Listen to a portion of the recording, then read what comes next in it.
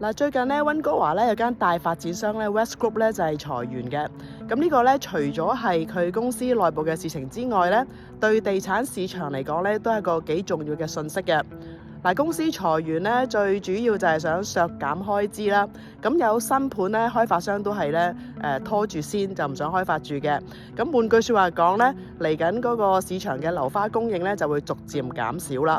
嗱，最近樓市咧就比較淡靜啦，而且又將近放暑假，好多買家咧都係抱觀望嘅態度，所以最近咧有啲即將入伙嘅樓花盤咧都推出好大嘅優惠，訂金咧都只係5% 啫。再加上最近咧政府咧有呢個免 GST 嘅政策啦，咁對首次置業嘅朋友嚟講咧，的確係一個好消息。就算係二手市場咧，都有好多筍盤喎。嗱，如果你係諗住今年買樓嘅話咧，而家呢個市場咧對你嚟講咧係絕對有利。嗱，如果你想知道而家有咩樓花、有咩優惠同埋有咩筍盤嘅話，而家就打電話俾我傾下啦。